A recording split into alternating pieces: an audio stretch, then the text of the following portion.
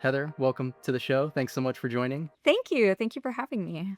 I think that you have such an interesting perspective when it comes to creativity, especially because I've known you in commercial advertising where I met you. I've seen you kind of go and become an independent artist and then now functioning as a tattoo artist, but still as an independent artist.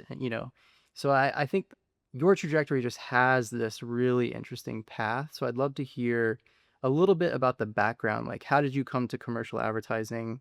Were you always a creative person? Is that something that you just always had in you? Yeah, like a lot of creatives when I grew up, I was constantly drawing, painting, very creative, loved art class and everything. And then as I got older, the insecurities start to set in a little bit. So I think it really hit me when I went to college and I started thinking about what I wanted to do for a career. And that's when I really started to doubt that art was a viable career path. Hmm. So I started looking at other options, ended up being an English major and just kind of relegated art class to electives. And then I really just got in my head, I think, too much about what I was doing and didn't feel that I was good enough to really be an artist. I think I've never really felt like I was a good artist. I still don't know if I'm a good artist. Yeah, the peril of being an But artist. yeah, it's nothing unusual.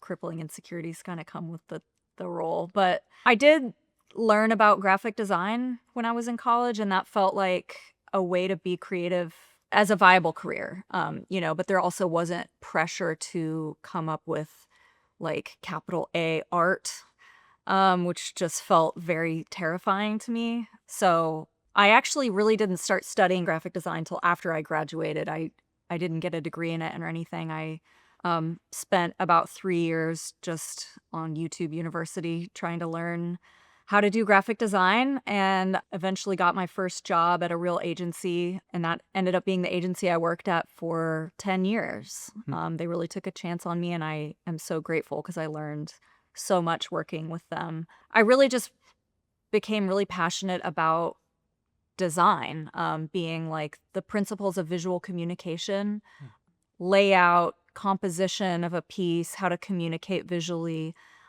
shapes and colors and letter forms. I was just really obsessed. I think I've always been a perfectionist a little bit. I always like, very clean vector shapes and perfect color gradients and simple layouts. And I think graphic design was really well suited for that. But as time went on, I still had this need to be creative outside of work. And for a long time, I did that through fiber arts. So I did weaving, macrame. Hmm. I knit like crazy. Just my house was full of balls of yarn, which is very expensive. It was a very expensive hobby, but I just always had to be doing something with my hands, making something. And it wasn't particularly conceptual. It was just a way to explore like form and shape and color, Hmm. texture. And I did that alongside my graphic design work for many years, really, until I developed wrist tendonitis. And the wrist tendonitis was off and on for about 2 years before I eventually got surgery. Fortunately, it was my offhand, my non dominant hand. But in the recovery from the surgery, I was unable to do any of the fiber arts I had been working on. And I was just really bored. I'm one of those people that cannot just sit still. I can't just sit there and watch TV. I have to be doing something. So I really started drawing when I was like laid up in bed the day I got home from surgery because I could do that one-handed. Hmm. I think it was because there was zero pressure put on what I was making. I finally allowed myself to just enjoy the process of it.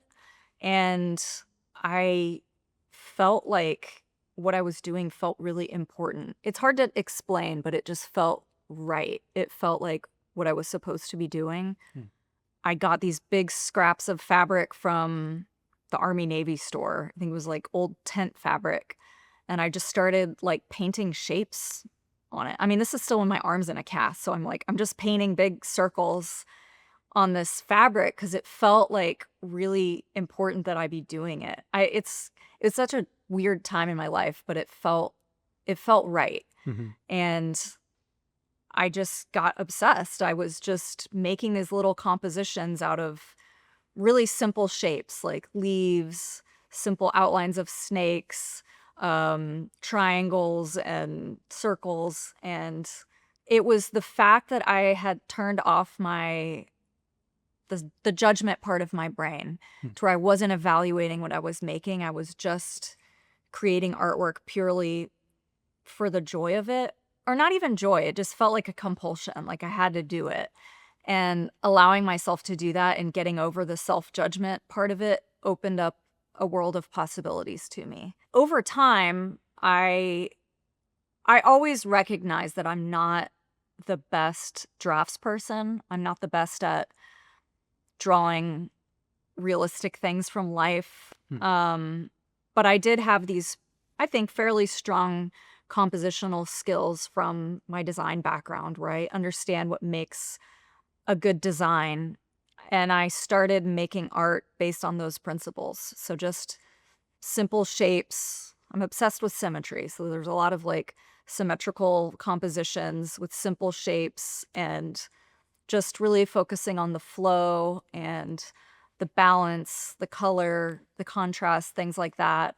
And I started to just post them on Instagram, and people started to like them, and people, would want to buy little things that I was painting. And so I just kept doing that more and more. And, over the next couple years, it grew into like a pretty thriving little side art business. Mhm. Um, and I think as I did it more, I mean, I was painting every single day for hours, like before work, after work, every day off, every weekend.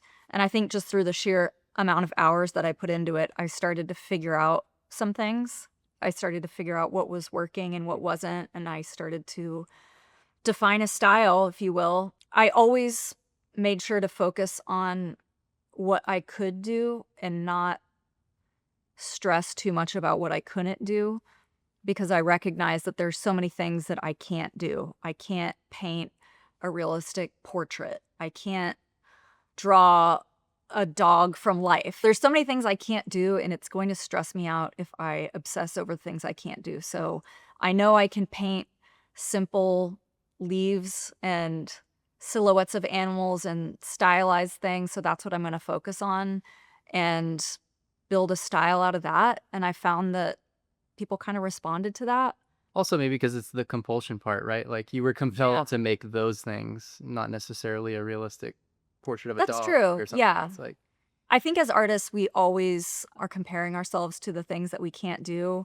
And some people that are, they are more realistic artists will look at highly stylized work and be like, well, I can't do that. I wish I could draw like that, but I can't. So I think that's a natural part of the process. It was this balancing act of evaluating what I was doing and figuring out what I wanted to work on and what I wanted to improve on, but also letting myself just create freely without judging myself while I was working. That allowed me to progress. I see. But over time, because I was painting on so many three-dimensional objects and thinking about form, it led me to start thinking about tattooing, because, that's also creating artwork for a three-dimensional form that's moving and twisting and has curves to it. Mhm. And I started to get really curious about how my style would translate to that medium. Long story short, I was kind of in the right place at the right time and met Dre, who became my mentor. She, again, took a chance on me and helped me figure out that this was something I wanted to try out. And she offered to teach me, and it was a huge leap. It was a huge risk for me because I basically had to quit a 12-year-long career to start over with another apprentice who was 19 years old at the time. Like I felt like I am going back to square one. What the hell am I doing? Yeah. Uh, but in retrospect, all of that previous experience wasn't wasted. That all led me to having a big leg up starting out in tattooing, because I already had a style kind of established, Mhm. subject matter that I like to work with, clientele, a lot of whom were willing to make the leap with me and get one of my early tattoos. You know, some of my first clients were people that I had painted things for before. Hmm.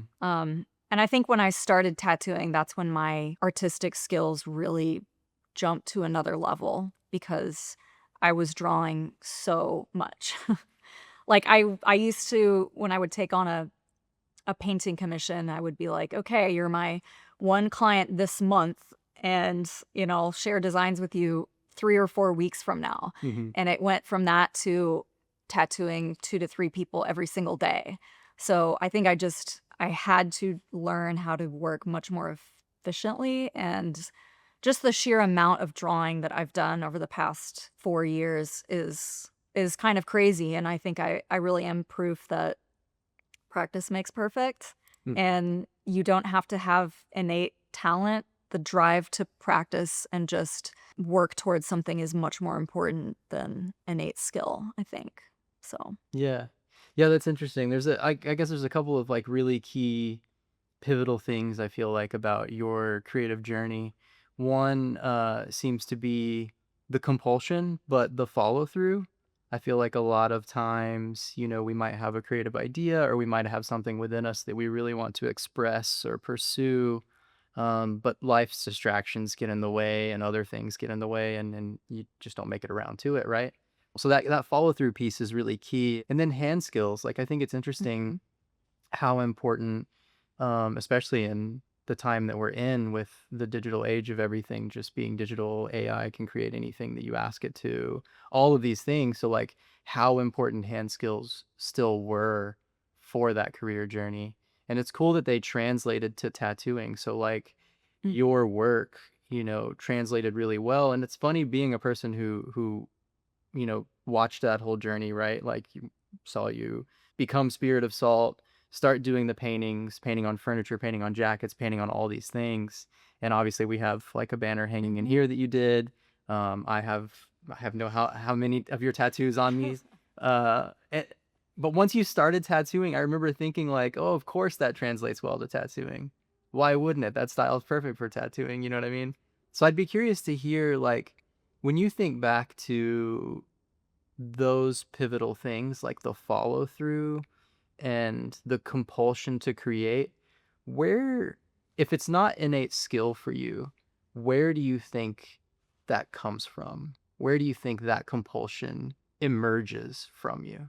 I don't know if I have an answer to where it comes from, but I do think that that compulsion is what makes an artist. I think we overvalue people's innate talent. With anything, making music, playing sports, writing, any of these pursuits, what separates the successful are the people that are passionate enough about it to put in the amount of hours and the sheer amount of time that it takes to get good at something. Mm. And I don't know why we're innately driven towards one of these pursuits or another. The challenge for anyone is figuring out what are those things that it's not always about finding joy, because art does not always bring me joy. It usually does not bring me joy. But what are those things that you feel a compulsion to do that bring meaning to your life? Hmm. I think there's something like that for everyone. It could be gardening or cooking or working within your business. I mean, even playing video games. Like, my brother's compulsion was playing video games growing up, and now he's a very successful game designer. Like, there's something like that for everyone. It's not necessarily that I feel like I have something to say. It's that I feel very motivated by and almost obsessed with, like, aesthetics in the world. Like, nothing puts me in, like, a worse mood than sitting in, like, an ugly room that has, like, yellow fluorescent light and, like, laminated floors and just, like, your typical, conference room at, like, a business that was built in the '80s or something like Yeah. that. Like, just being in unaesthetic surroundings is just really, really painful for me. So I don't know, I guess making art partly for me is, like, connecting with those things that I find beautiful brings so much peace to me. Hmm. Um Almost like alignment in a way. because the way that you pursue symmetry in your work and everything, it's kind of interesting. It makes me want to ask you, when you think about just design and aesthetics in general, why are they so important to us just in life in a general sense? I mean, you mentioned obviously sitting in a space, but when you think about just how design and how creativity impact our lives, what is Mhm. their role? That's interesting. I know that with beautiful design, I think it was Ray and Charles Eames, one of them said that great design is invisible. And I think it's because we're bombarded with so much sensory stimulus that beautiful design just sort of like glides over your senses. Like the curves are beautiful, the colors are complementary. It doesn't make you frown and sort of scratch your head like, what am I looking at? It's soothing. Hmm.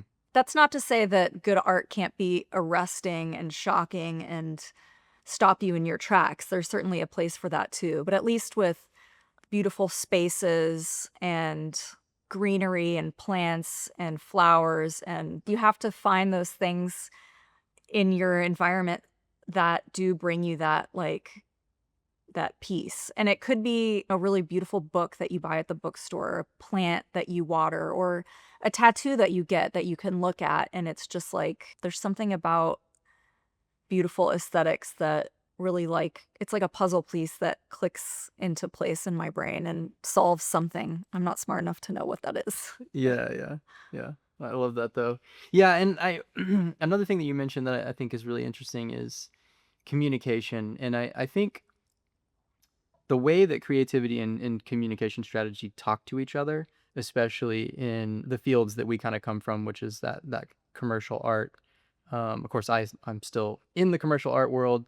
Um, you now being in tattooing, I still think it plays a role in tattooing in particular. But that communication aspect, I think, is so interesting because the way that we express through art or the way that we express through visual communication can sometimes be super powerful. It can be super simple. It can be, a memory of some kind or something that we're marking a big moment in life with.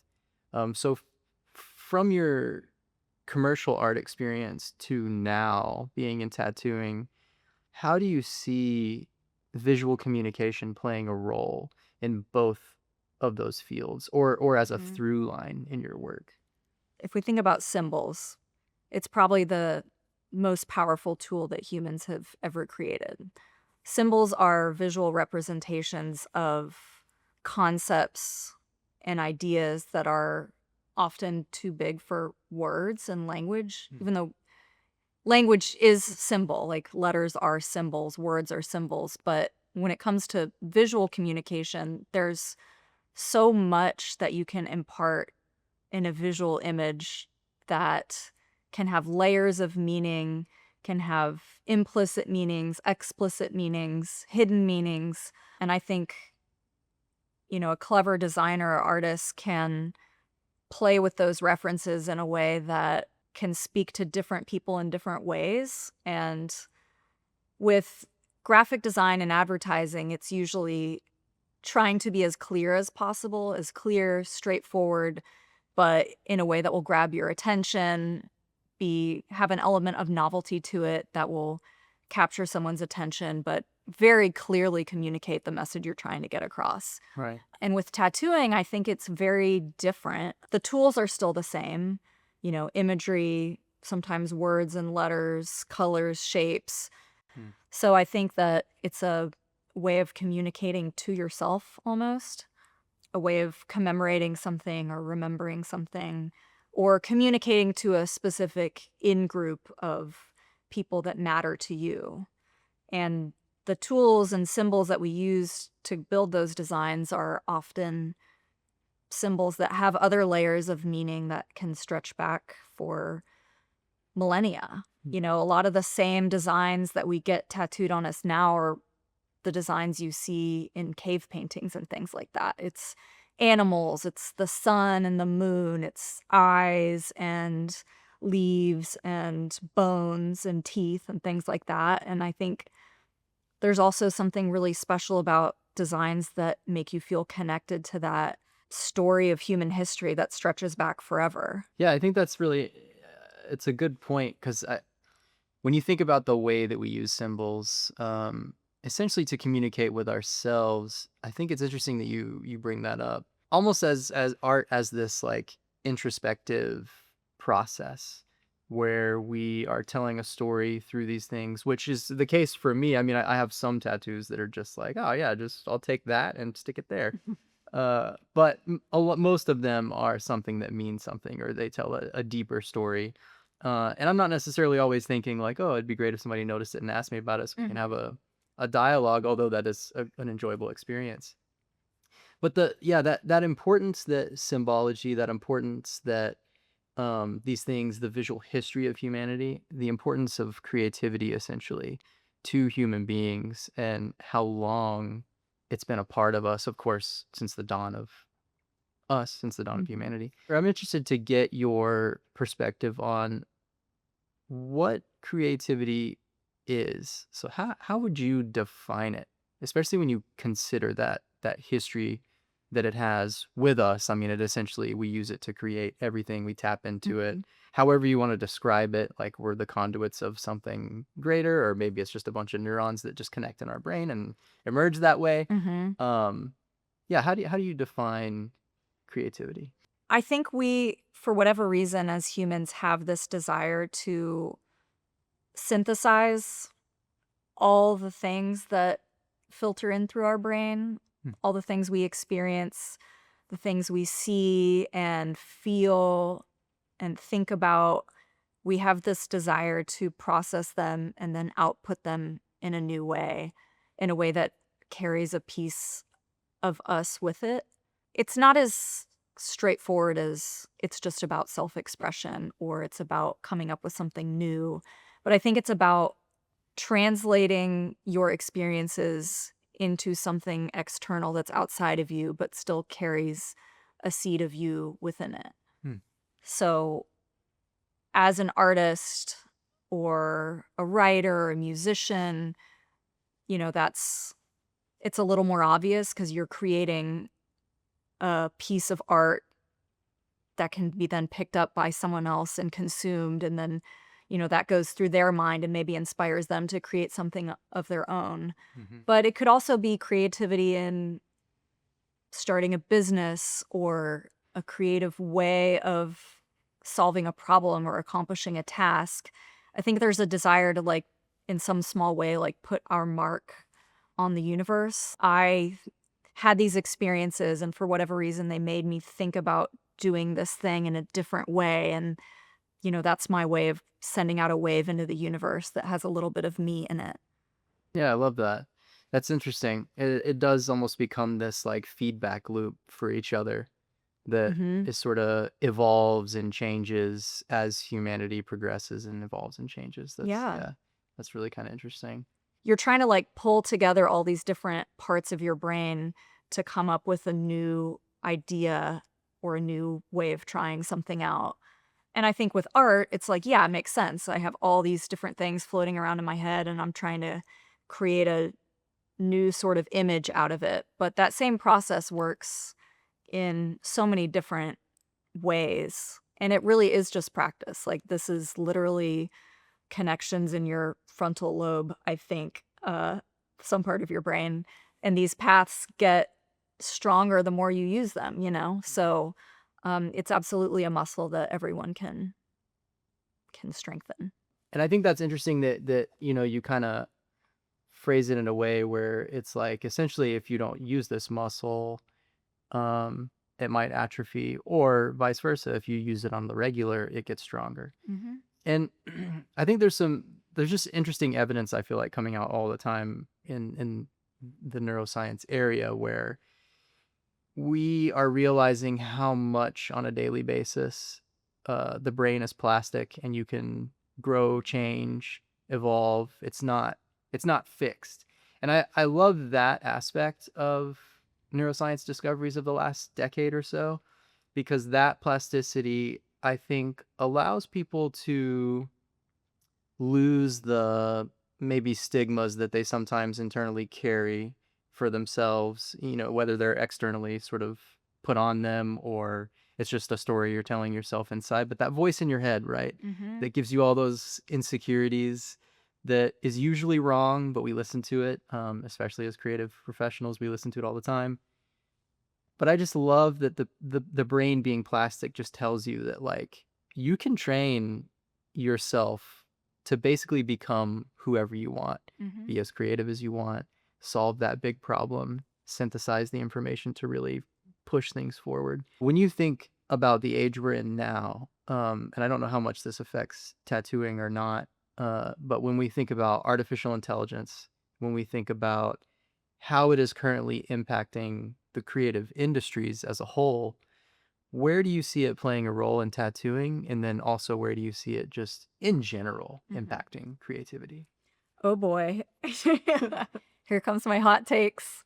Look, I don't think it's going anywhere. I think we're going to have to come to terms with its existence. Sure. And there are huge concerns ethically, I think, with IP theft and environmental impact. And I think we have to address those first and foremost.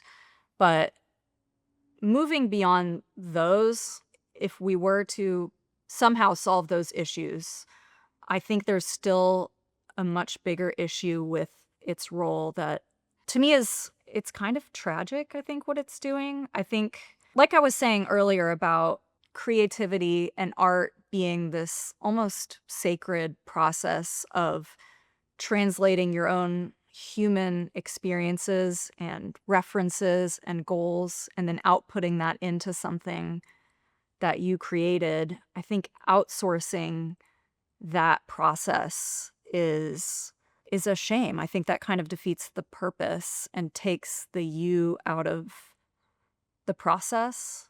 And I think another really important aspect of at least visual artwork to me, maybe all artwork, is the limitation that your own physical body presents is actually very important to the process. Hmm. I think that the history of artwork has been a story of artists being inspired or compelled or just desiring to create something and then being unable to achieve what they want. And I think that tension between what we want to create and what we're able to create has given birth to all of the incredible varied expressions that we see throughout the art world. Hmm.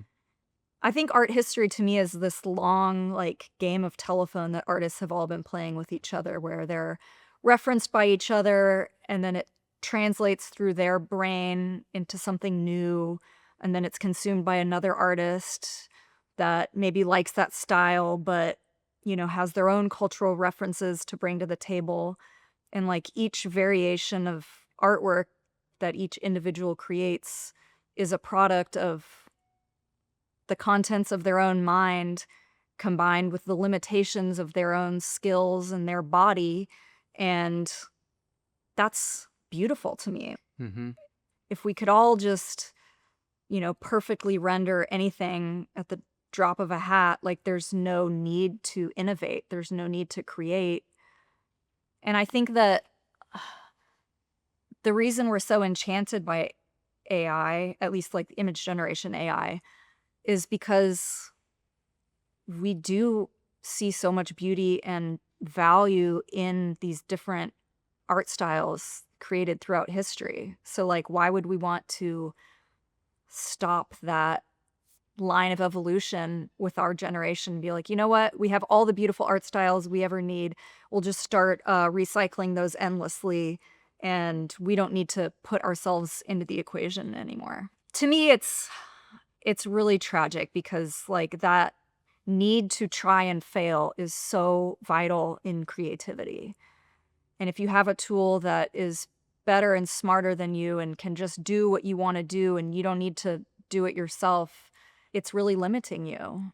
And like you were referencing with the muscle, there's already evidence coming out that at least using language models like ChatGPT is already impacting people's creative or critical thinking capabilities. And Yeah. of course, I hear all the arguments in my head that I've heard before, like, well, isn't that what calculators did? Isn't that what photography did? And I would say it's different because we've never had a technology that can replicate what our critical thinking skills do.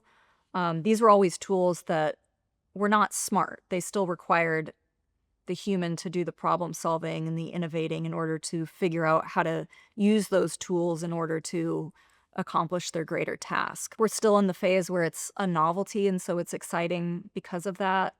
But with the amount of just AI image slop on the internet, it's like, who is that for? Like, who's Sure. excited, you know, by seeing their 200th AI image of a hot lady astronaut? You know, it's like, I don't get it. I don't know. I still Yeah. like, I don't want to be so much of like a hater or a Luddite, but I do think there are really important applications for like medicine and healthcare and science and all those things I don't understand, but I'm sure that there's just an amount of like data crunching that AI can accomplish that will hopefully unlock a lot of positive benefits to society, as long as we, get past like the very real capitalistic issues of a small amount of individuals profiting off of, these tools at the expense of everyone else in the world, but Sure. Yeah, I mean, a lot to unpack in that topic, yeah. obviously. I I like the way that you phrased it. I hadn't heard it phrased this way, but essentially in the creative process, you're just taking when you offset the labor, you're taking the you out of it. And then I hadn't heard anyone talk about the benefit of the tension for what you are physically able to do, or even mentally for that matter, and what that tension does to make you push harder. Absolutely. And I think that to me is the most interesting, almost like positive spin to put on what it means to struggle and what it means to like fight to create something or actuate an idea or just put something into the world that you were inspired by that you're not able to do by just offsetting the labor. The the offsetting of the labor, I think it's the thing that scares me more than anything. I understand why image generation in particular is so popular and so interesting because it's the thing that everyone can do very easily because obviously not everyone is going to participate in something that pushes medical science or Mhm. any of those Right. fields, right, that require expertise and all this other stuff. Whereas it's so easy for any just person who wants to see their likeness in the style of Van Gogh or whatever, Mhm. they can just type it in and get it. And that's also an easy way I could see how, AI companies would like that because it's a really fast way to train, right? It's a really interesting thing to just get millions of people, hundreds of millions of people playing with the toy that you built just to see what do they build and then feed it back into the machine at some point. It's sort of like that feedback loop, right? That we've been doing. It took us obviously millions of years as human beings to do that feedback loop, but now we're just essentially using a bunch of GPUs to make that process extremely quick. I would actually say it's different. It's a different feedback loop though, Hmm. because AI doesn't have emotional goals. Like it's literally just it's a feedback loop of like specific arrangements of pixels, and I'm assuming Right. that's how it works.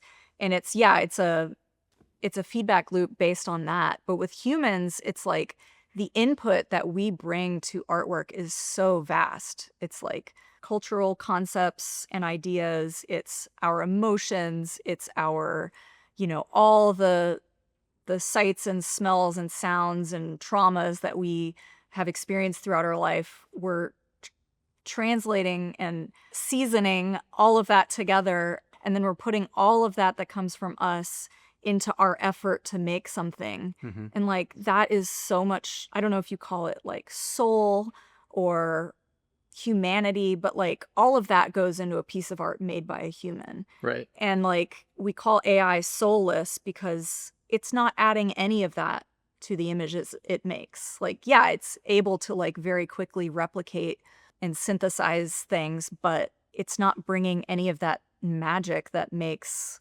human artwork what it is. Yeah. I feel like that is the thing that you and I are kind of essentially talking about is that the struggle, the tension of having to create something, not just being able to type it in and get you a result.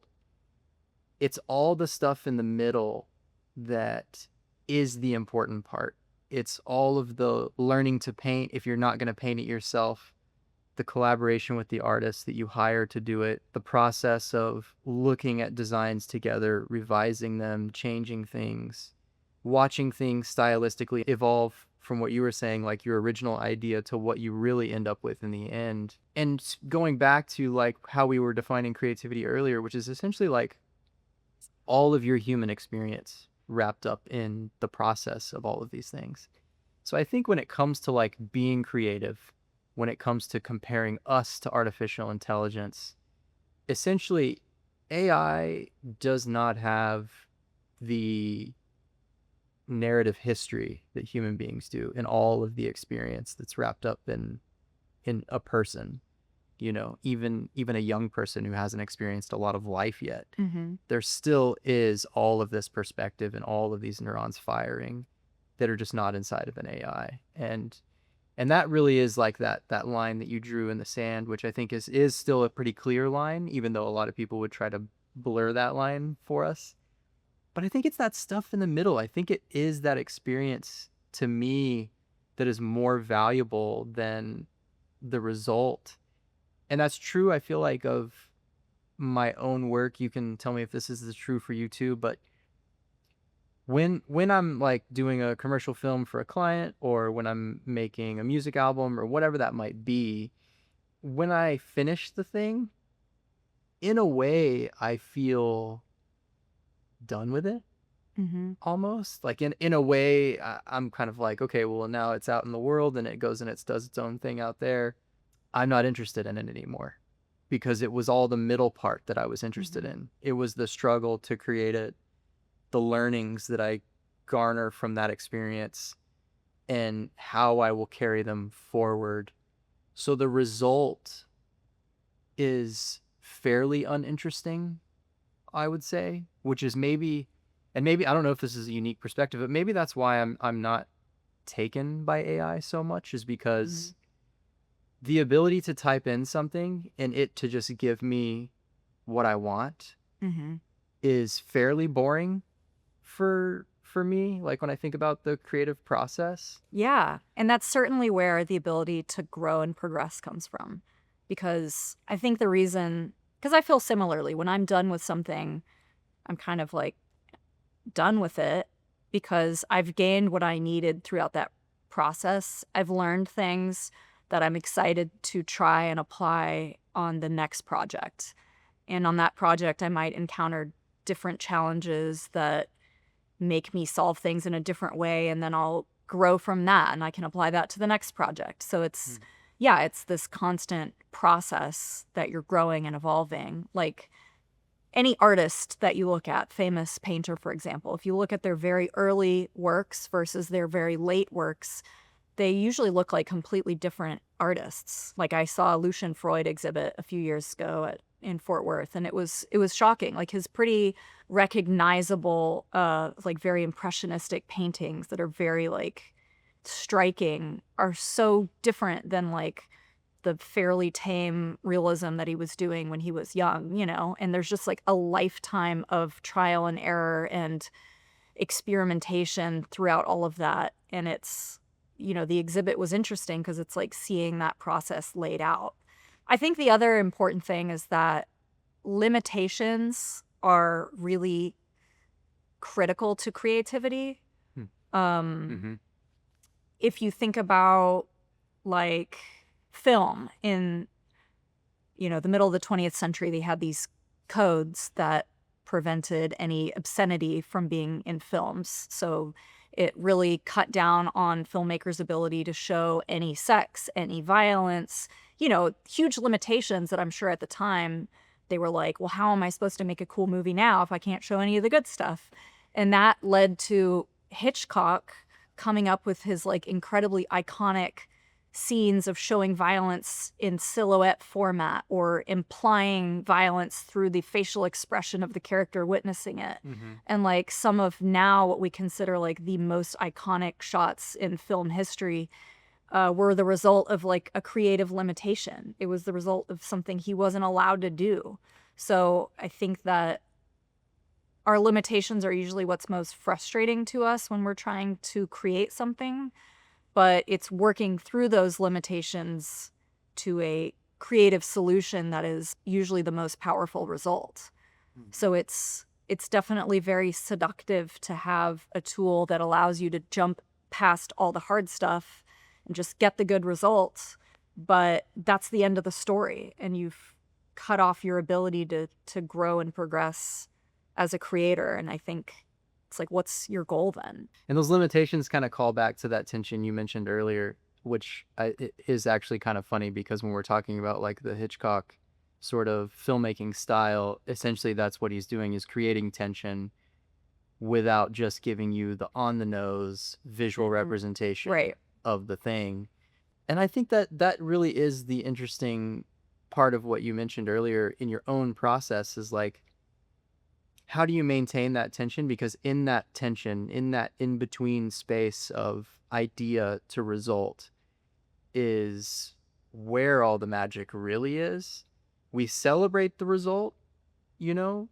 And I think that sometimes is maybe confuses the populace to be like, oh, well, that's the magic thing. But if we interviewed Hitchcock, I'm sure that the response would be, well, the creative strategy and problem solving to come up with a solution in the story, that was the fun part. The scene that you see in the movie, I mean, it's a cool that we made it and that's the end result, but the collaboration with all my departments, the struggle to get us from this original idea to that facial expression and that's all you see, that was the exciting part. It was that collaborative process, that introspection, that creative problem solving, really where the work of creativity is done. That's like the magic. And that's what's gratifying to a creative. That's the part that aha moment when you figure something out or you're throwing stuff at the wall and something sticks and you're like, whoa, that's cool. Like that's what you get the thrill out of. And that's what gives you the motivation to keep going, is like constantly chasing that feeling of like grasping something that was elusive for so long. And the process is fun. I mean, it's fun, like you say, it's gratifying. It's fun to go through it. Sometimes it's stressful, but that stress is what makes you stronger and better the next time someone lays the limitations on you. Yeah. That is where you gain all of those learnings in the process, in the creative process. I think it's a very human urge to like fight through struggles and come out the other side and overcome things. And, you know, maybe that's a definition of creativity, is overcoming struggle in a novel way. Yeah, that's interesting. And then to transition, almost like bring us back to a resolution or resolve. When I think about your work, you know, you made that transition from painter, illustrator, graphic artist to tattooing. And I'm sure that there, you know, sometimes the other things are still a part of your life. I mean, obviously you apply the same principles across the board, and you draw every day, I'm sure. When you think about tattooing in particular, what do you find? I mean, we talked a little bit about the symbols, how we visually represent things on our skin permanently. There are people who love that. There are people who want, you know, just once you get one tattoo, you just want more. When you think about the tattoo experience, though, and receiving that tattoo, and then, of course, you being the artist providing that tattoo, and obviously you've been on both sides, what is it about that energy exchange and that experience that you find is so unique? Because someone who's been tattooed, like I love the experience of it. I mean, it's painful, it's therapeutic, it's all these things. Again, it's the human experience, right? It's all this stuff Mhm. wrapped up in it.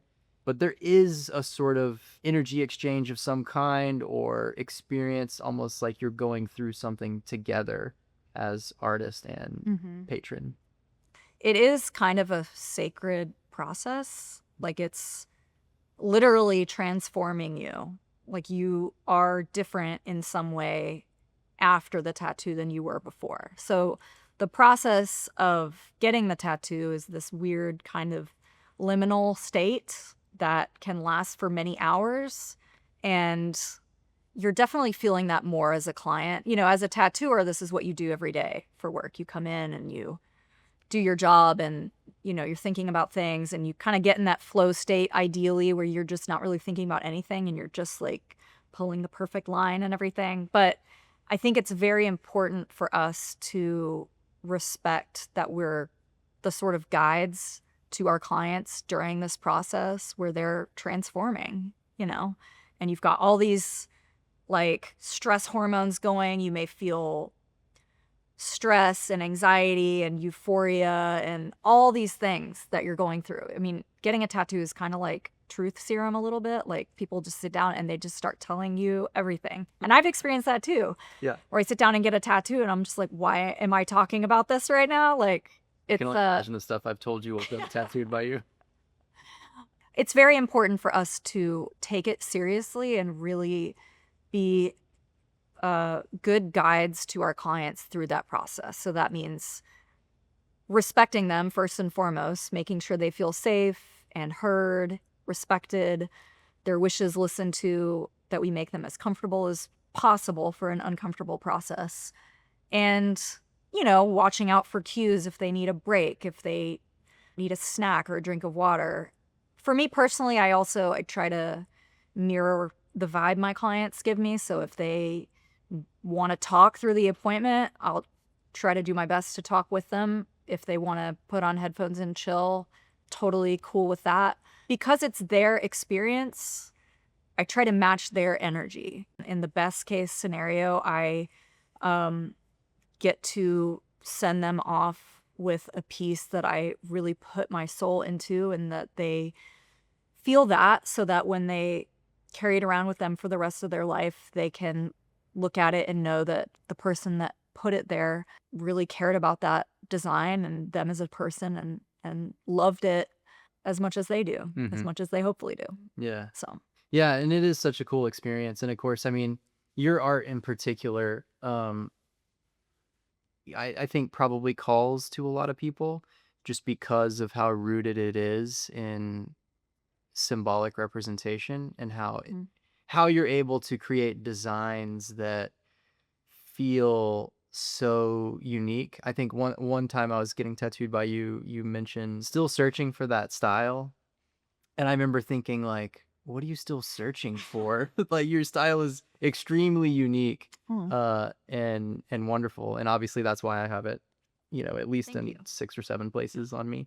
When you think about that aspect of tattooing too, because this to me also kind of stems off of the AI conversation and the conversation we were having before that. Your experience as an artist, all of that stuff that is in you, all of those neurons that are firing, all those emotions, whatever it is that you carry in you that I could never be privy to because there's no way for me to look inside your mind, that is translating into the design somewhere. That is coming through.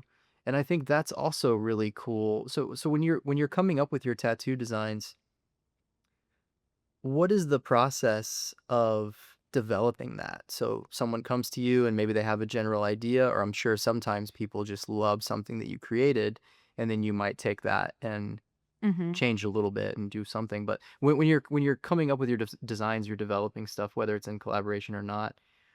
What is your process like? Yeah, I think that's a good question, and it's actually it's a interesting aspect of creativity to me that I think high level creativity is often a very unconscious process. Mm. I think that thinking too much consciously about what you're doing gets in the way of creative output. So I think there's like three phases to what I do. There's like the research phase, that's where I'm reading over my client's request, looking at the reference images they sent, pulling in my own reference material, thinking about my high level goal for the piece, like okay, I want it to have this vibe, these elements, whatever. And then I try to set all that aside after it's had time to percolate a little bit and then just try to get in that flow state where you're just drawing and you're not thinking about what you're drawing too much, because if you overanalyze what you're doing, that's when you start to get that paralysis.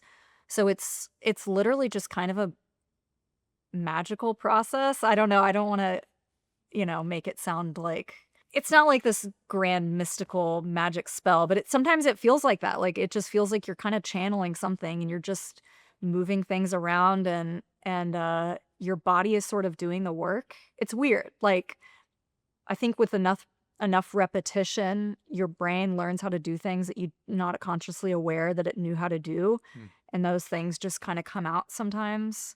And so it's just, yeah, it's that work phase, production phase, whatever you want to call it. And then the third phase is evaluating. So it's like looking at it. That's when you can get really judgmental.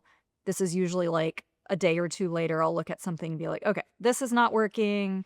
This could move over here. We need it to be more like this, XYZ. And then you change things, and that goes back into that feedback loop. But as far as the actual process of coming up with the design, it really is kind of a hard thing to describe because it's not a conscious process. Hmm. And I don't know if that's just where I'm at in my development. Maybe some people are very conscious of what they're doing, but to me, thinking too much has always gotten in the way. I can identify with the same process, and I feel like most of the creative people that I talk to, or most people in general that I talk to about whatever it is, I mean, even athletes attest to this, is essentially you want enough hours to get that subconscious machine in place. That's like all the practice, right? And then that leads to the professionalism. And it sounds like with your phases of like, the research phase, the production phase, and then evaluation, and then they kind of like feed into each other, right? Where it's like, oh well, if upon evaluation you weren't totally settled on the production portion yet, so you might go back to the research Mm. phase and then like have them talk to each other.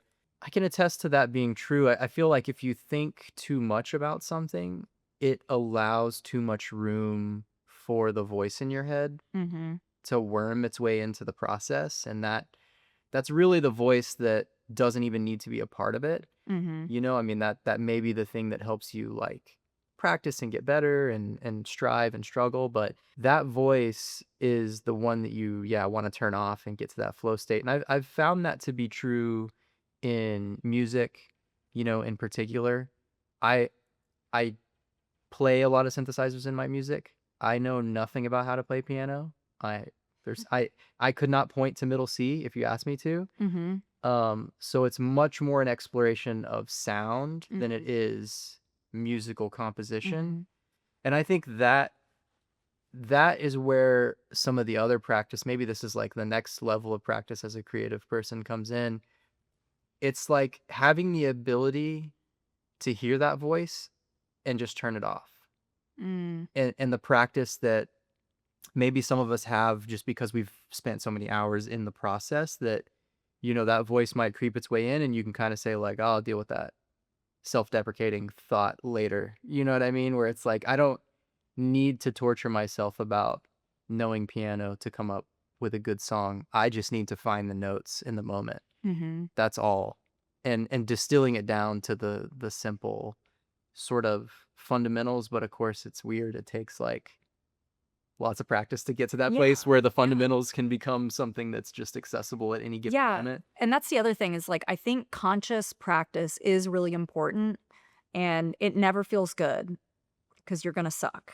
But like that I just wish I could tell people like just trust that what you're doing is going to take root even though you're not aware of it, because if you sit down and try to draw hands every day for a month, you're going to hate every single thing you draw.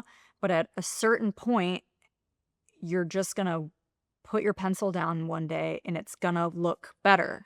Like, it just happens, and it's not like you figure something out. It's not like you can suddenly visualize things that you couldn't before. It's like your body just figures out how to do things, and it's really cool. Hmm. But, like, that conscious effort is important. I don't wanna minimize that, but at a certain point in your process, when you're in that creative flow state, it's just not a conscious thing.